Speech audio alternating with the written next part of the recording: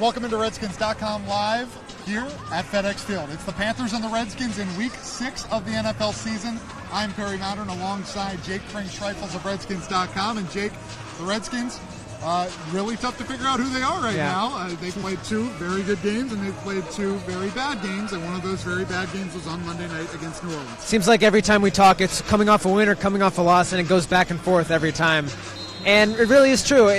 What is the identity of this Redskins team? We don't know yet. It's hard. 4 games. It's still early in the season, quarter of the way, but this is another good opportunity to show how the Redskins respond to some adversity early on in this season. And they're going to face a pretty good team, too. The Carolina Panthers come in here off a big win last week. Yeah. They only have 1 loss this season. Gano, the 63-yarder to beat the Giants. Certainly a beatable team, but a team that's running the ball well and defending pretty well as well. They've got a lot of things going for them on the ground right now. You look at Cam Newton, obviously another really strong rushing opportunity for the Panthers at quarterback, and then Christian McCaffrey, who's just really doing everything he can right now on the field at all times. I mean, this is a guy that they brought in for that versatility that he brought, and he's able to go on the ground, do a lot of read option. That's really the biggest thing with this Panthers offense is they get really tricky with what they do with their formations in the backfield. So you'll see a lot of that trickeration probably happening today, and he obviously can go out wide as a wide receiver and use him in the backfield, similar to the way the Saints used Alvin Kamara last week. So a lot of opportunities for the Panthers to use those weapons in the backfield. If you're joining us here, Facebook Live, Periscope as well. We're on the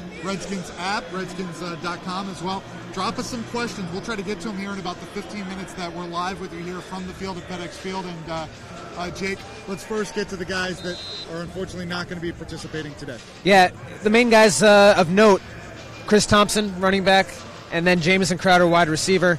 And then left guard Sean Laval. And again, this will be his 3rd game he's missed. So some prime offensive weapons that the Redskins are going to be missing today. And that's really been kind of the case for them a lot, I guess, this first 4 games. Is there's been a few guys that just haven't been able to, feel like they're 100% healthy. And, I think Jay Gruden thought, look, let's not stretch it right now. I mean, Chris Thompson had that rib injury against the Saints on that 2-point conversion.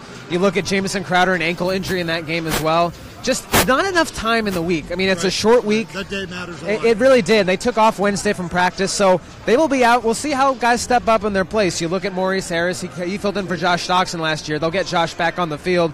Paul Richardson he was down with the shoulder and the knee as well. So there are some guys that are going to try their best out there, but again, there's some guys that are a little hobbled out there. Right. Also mentioned Capri Bibbs as well. He'll really be the Redskins' 3rd down back today with Chris Thompson not in the game. And really, depending on game flow, you could see a lot of Capri. I mean, the Redskins, if they have to play from behind a little bit, or if the running game doesn't get going, you're going to see a lot of Capri Bibbs. We also didn't mention Adrian Peterson, who's actually dealing with 3 different injuries, a sprained ankle that goes back to the Green Bay game in Week 3, and then also shoulder and knee injuries that he has sustained against the Saints on Monday. But here he is. Here he is, and look, this is why they brought him in, because he's a tough guy. I mean, they really need him right now, too. You look at the fact that Samaje Perine is going to be active for the first time this season.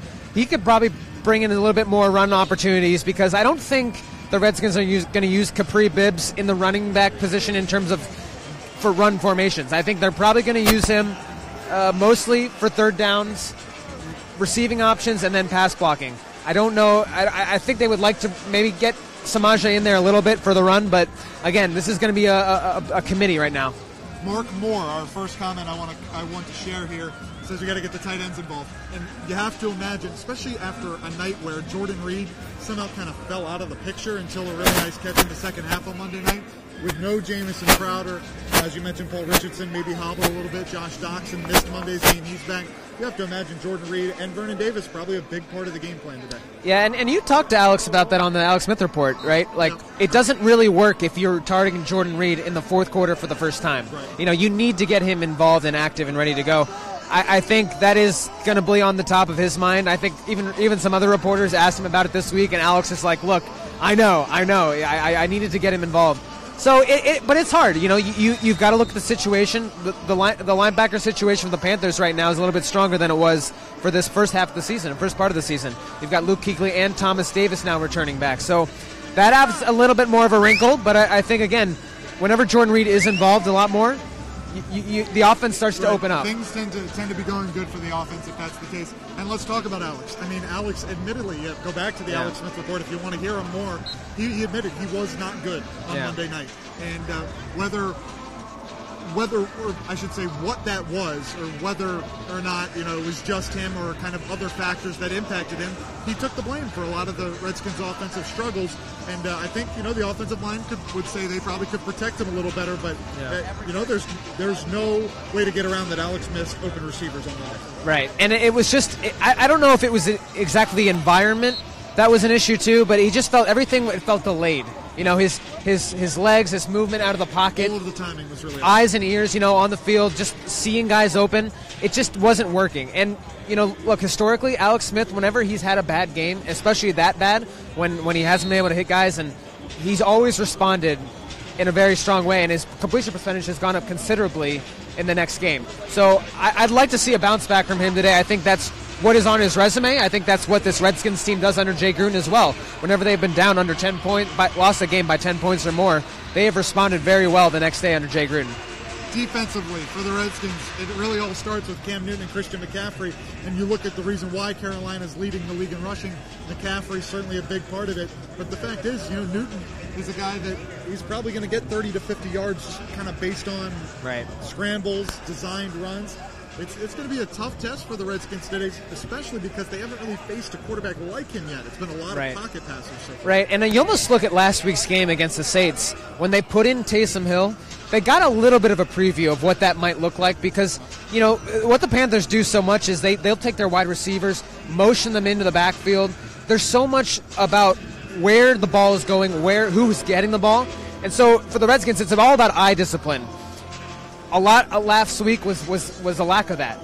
Mason Foster, DJ Swearinger, they've even admitted it, the fact that they really didn't play that well together, didn't communicate that well in terms of making sure they knew whose responsibility was where. And I think it does come down to part of the secondary, too, because when you do have that run option, Cam Newton's going to the left and right. He's going to the perimeter of the field. You're going to need those guys to stay home and make sure that those ends of the field are wrapped up. One guy we didn't mention, probably the biggest story we'll get to him now. In the Redskins atmosphere this week is number 24. Yeah. And this would have been a big story playing the Panthers anyway. This is only the second time he's played the Panthers since joining the Redskins 2 years ago, 2016. Really a bad Redskins loss on Monday night against Carolina as the Panthers were struggling that year. And on top of that, you have all the headlines that surrounded Josh. It seems that Josh and Jay Gruden have put what happened in the past, whatever that did happen, put it in the past. It's an in-house issue is what Josh has said, and now looking forward to playing a good game today. But, there's no way around this either. There were blown coverages in the secondary, and specifically with Josh. Yeah, and Josh again said, look, Jay Gruden and I were fine. He talked to the media this week, and he admitted a lot of things too. Look, there may be a situation where, I would say I am a little bit of a Hollywood kind of guy. I do like that vibe to myself. He said he was born Hollywood, right? But, that's part of just the response to the criticism. What we really want to look at is how's he going to do on the field today? And I think that's been something that has been inconsistent, and he would agree with that. He took the accountability for that, and I think the whole entire secondary has felt that way. They haven't really given up, besides that Saints game, they hadn't really given up a ton of big plays. Plays 20 or more, it's really been limited. I think only 10, and that's on the lower end of the league. So there are positives in this Redskins defense, but they came fierce. They're going to make sure Monday night was an anomaly. Right, and look, again, Monday night's a national stage. Everybody's watching, and so when that happens on Monday night, it gets a little bit blown out of proportion in some respects, but I think it's a good wake-up call for this secondary to say, look, we need to be on this communication-wise throughout the whole week. And we probably should mention as well, Panthers, not a lot of receivers that you're really like, there's no real true number one. I mean, Devin Funchess is kind of the default, but Greg Olsen back today, a guy that had the foot issues, and it looked like he was going to be out maybe half the season at least, and he's made his recovery actually pretty quickly. Yeah, there are some variables there, and it's similar with Thomas Davis returning too. You don't really have any tape on how they're used in the offense, how they're used in the defense just yet. You can look at last year, I'm sure, and say, look, this is how they like to use Greg Olsen, but again, it's hard after the first 4 games. Maybe the Panthers don't have exactly him down to a crisp level yet in terms of practicing. So I'm not sure how much he's going to be an asset for them, but I do think, the Redskins, they have historically struggled with tight ends and having big games. I think this is an opportunity then where you put Zach Brown on somebody and you say, well, can we see the speed that we need from him to lock it down? There's Paul Richardson and Josh Norman. P. Rich, look, at least he dances like he's ready to go. the catch he had last week was probably, I mean, there weren't a lot of highlights in the game, unfortunately, but an incredible catch he had last week in that game. And really, it looks like the chemistry's starting to come along with him and Alex. It does, and I think that was probably something that he was a little frustrated with the first couple of weeks. I mean, look, when you're running sprints down the field and you're not getting the ball thrown downfield, it's always hard as a wide receiver because you always feel like you're going to be open. I do think, though, that they are getting to trust each other more, and Paul has played all 4 games, so they have had that opportunity to really build that. Josh Doxson missed last game, and there are some guys that, even Maurice Harris, they're still trying to get on the same page. He hasn't played until last week, so there are moments where you feel like, all right, this is what this Redskins offense could be, and you saw it in the Packers game, and I even a little bit of that Arizona game, but that was a big catch at the time. It got them into Saints territory. It was an attainable game at that point, and I think if they can keep that working, I think the problem is, again, Jordan Reed.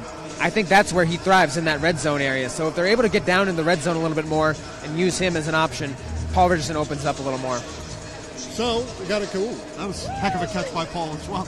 All right, so got a couple minutes left here, and what particular guy are you looking at here today? Well, I mean, how can you not say Josh Norman? I think the fact that he was under so much scrutiny this week, had a lot of things to say about him, and responded to it. And now really it's all about just how do you respond with it on the field. And I think a lot of fans have started to soften a little bit. Look, Josh hasn't had an interception since 2016. And part of that is, he's not being asked to do certain responsibilities in man coverage. He is playing zone a lot of the time, and, he's playing a part in the run game for sure. But this is an opportunity where he can really show. Look, he played really strong against Michael Thomas last week. And although Michael Thomas had some stuff for him on Twitter, Michael Thomas, it was clear for just watching the tape that, Josh Norman can play very well in one-on-one coverage. So this is an opportunity for him to show up and say, look, I am still the guy that you think I was last year and 2 years ago when you brought me in, and I'm going to make a statement today, kind of turn around this season defensively for the secondary. For me, I think just like you thought yours was obvious, and it is. Yeah. I think it's got to be Alex Smith. I mean, he just, the way that he missed some balls, and some of them were misses and some of them was miscommunication, so maybe it was Alex and his receivers as a whole, but just to see them so off, it just didn't make a lot of sense, especially after you looked at the momentum they had built in that Green Bay game. But a full performance, a full 60 minutes from that passing game, because even the games that have been good for the Redskins, you go back to week 3, Alex had 6 yards passing in the second half after a fantastic They finally scored a touchdown last week in the fourth quarter. So Right. So I think we got to see this offense really flow all together, and I think that starts with Alex. So now my last thing for you, Redskins win if. I'm going to go on offense this time, and you said Alex Smith getting consistent. I think that starts with running back Adrian Peterson and kind of get him going. We saw them try to do that a little bit, but the first play was a pass play against the Saints, and that almost dictated the way that game went. They just couldn't establish the run early, and it's been evident in those 2 games that they've won. Adrian Peterson has been the star of the game. So, again, that comes back to situational football. Do you run the ball when you have the lead? Yes. When you don't run the ball as much.